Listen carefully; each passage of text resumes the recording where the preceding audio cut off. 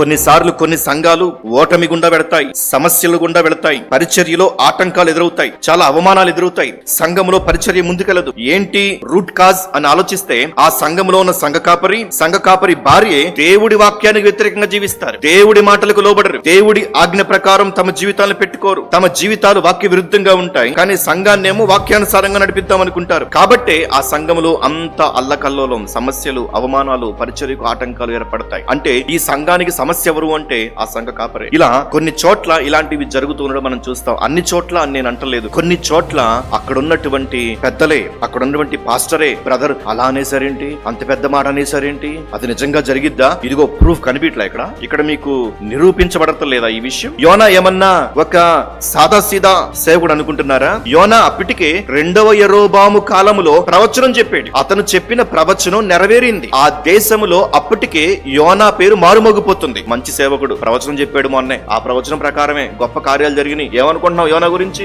మరి అంత గొప్ప సేవకుడు ఈ రోజు ఈ ఓడ యొక్క నష్టానికి కారకుడు అవ్వలేదా? కారణం ఏంటంటే అతనిలో ఉన్న విధేయత. తెలిసి దేవుడు తూర్పు వెళ్ళమంటే పడమర వెళ్తున్నాడు. నినివే వెళ్ళు, నా ప్రణాళిక ఇది అంటే నేను తర్షీషుకు పోతా, అది నా ప్రణాళిక అంటూ దేవుడికి అడ్డం తిరిగాడు. గుర్తుంచుకోండి, మీరు ఎవరైనా కావచ్చు, మీరు ఎంతటి వారైనా కావచ్చు, మీరు దేవుడికి అవిధేయత చూపించిన మరుక్షణం మీ కుటుంబానికి మీరు తలనొప్పిగా మారుతారు, మీ సంఘానికి మీరు తలనొప్పిగా మారుతారు. మిమ్మల్ని బట్టే మీ చుట్టూ ఉన్నోళ్ళు ఏడుస్తారు, మిమ్మల్ని బట్టే మీ మూలానే మీ చుట్టూ ఉన్న వాళ్ళ యొక్క అవకాశాలు పోతాయి, వాళ్ళకి క్షోభ మిగులుతుంది, వాళ్ళు నష్టపోతారు. కాబట్టి ఒకసారి ఆలోచించు, యోనాను నువ్వు వెంబడిస్తున్నావేమో. బైబిల్లో మరొక వ్యక్తిని చూపిస్తాను. అటువైపున యేసు ప్రభువు చిన్న దోణె శిష్యులను తీసుకుని దోణిలో వెళుతున్నాడు. చిన్న దోణి మీద పెద్ద తుఫాను వచ్చింది. యేసు ప్రభు నిద్రపోతున్నాడు. శిష్యులు ఆందోళనకు గురయ్యారు, ప్రాణాపాయ స్థితికి వెళ్లిపోయారు. దోణిలోకి నీరు చేరుతుంది. భయపడిపోయి యేసు ప్రభువుని లేపారు. యేసు ప్రభు విధేయుడు, తండ్రి యొక్క మాట ప్రకారమే జీవించేటువంటి నిజమైన విధేయుడు. యేసు ప్రభు అట్లా లేచాడు అంతే. లేచి ఒక్క మాట మాట్లాడితే అప్పటి వరకు ఉన్న అలజడి, అప్పటి వరకు ఉన్న తుఫాను అక్కడి నుంచి పారిపోయాయి. ఇప్పుడు యోనాకి యేసుకి ఎంత తేడా ఉందో చూడండి. యేసు లేవగానే సమస్య పోయింది.